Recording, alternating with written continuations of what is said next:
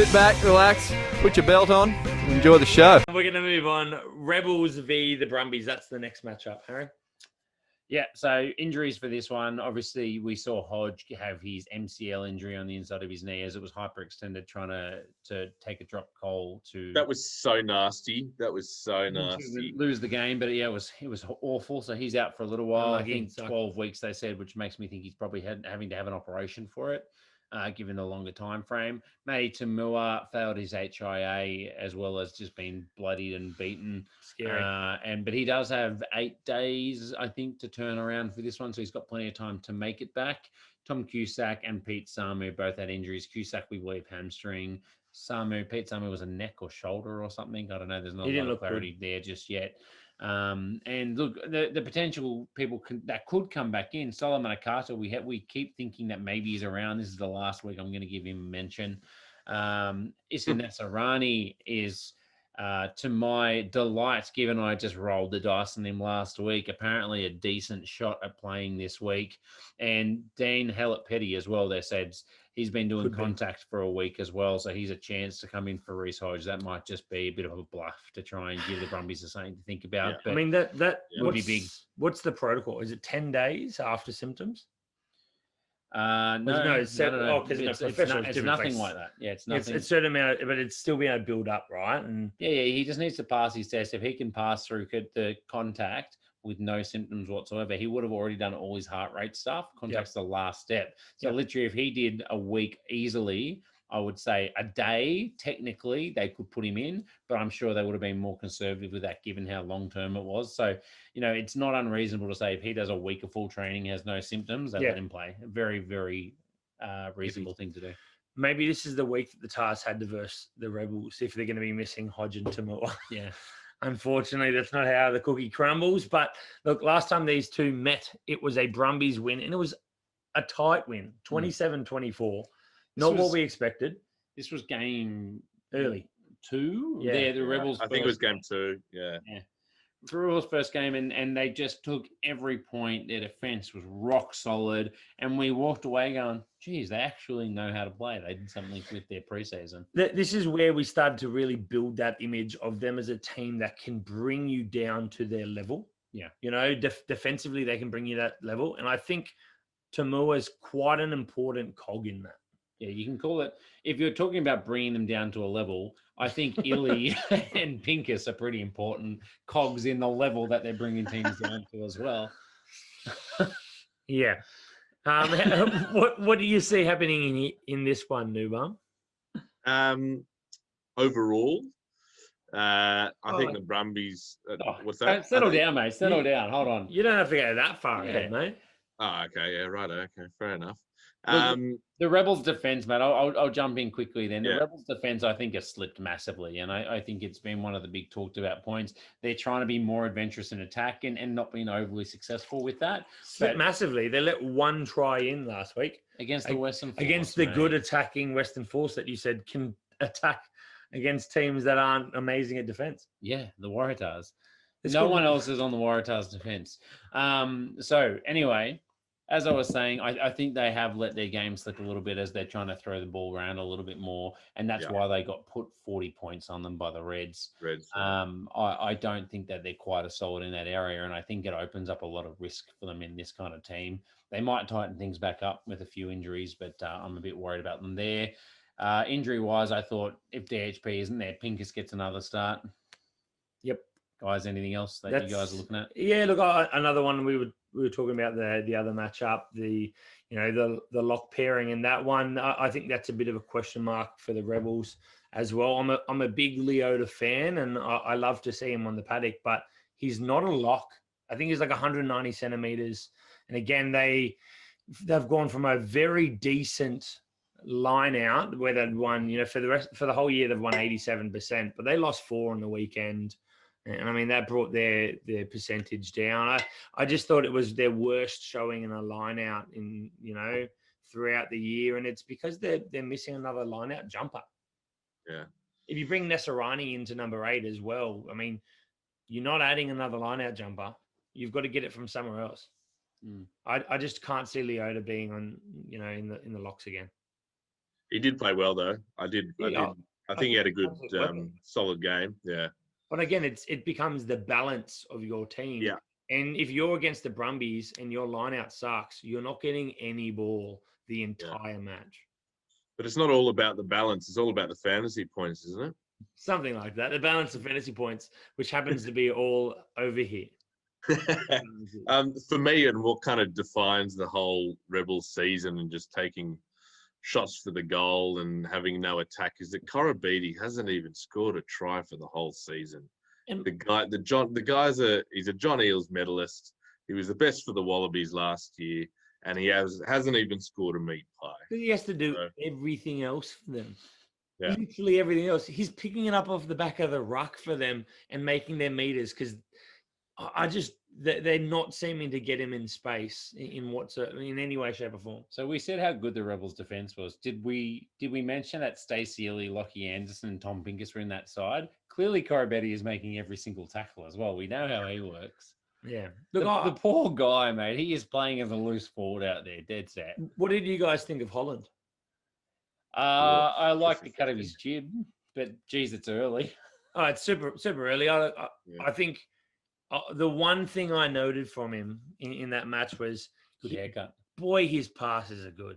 They are bullets, completely flat, hitting a guy in the chest most of the time. And even if it's a cutout, they're just beautiful balls. He's okay. Someone.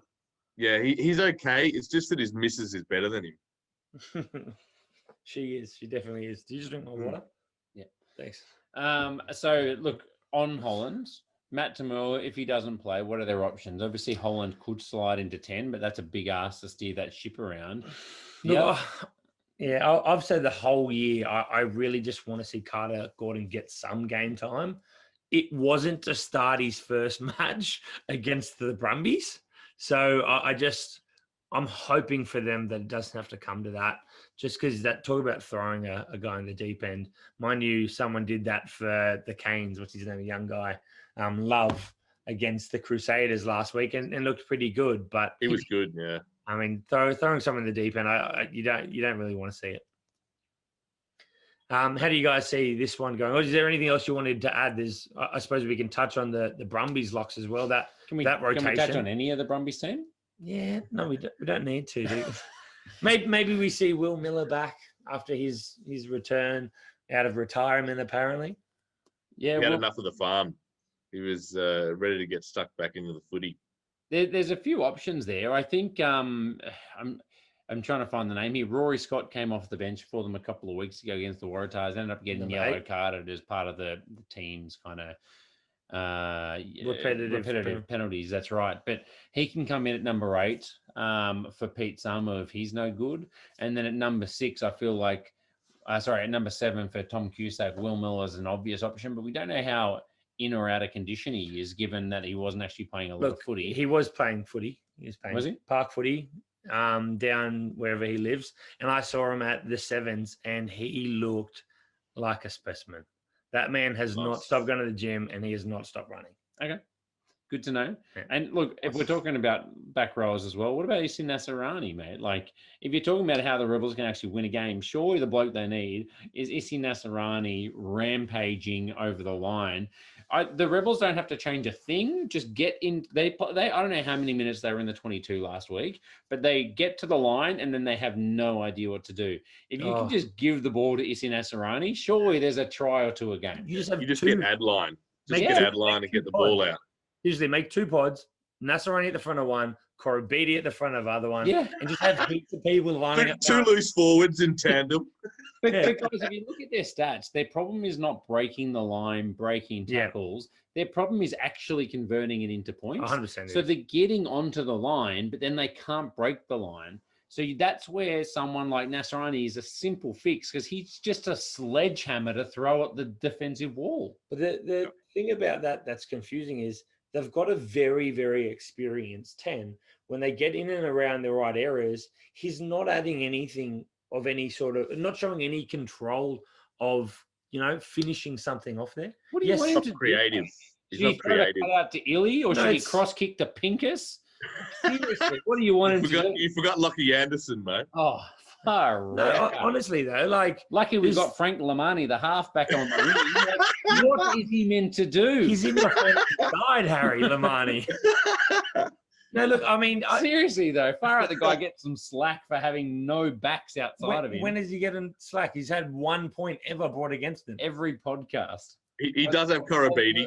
Across Who? the country right now. Every No, podcast I just- hammering Matt Tamua because he's a 12. He's not a 10. No, I think he's a 12.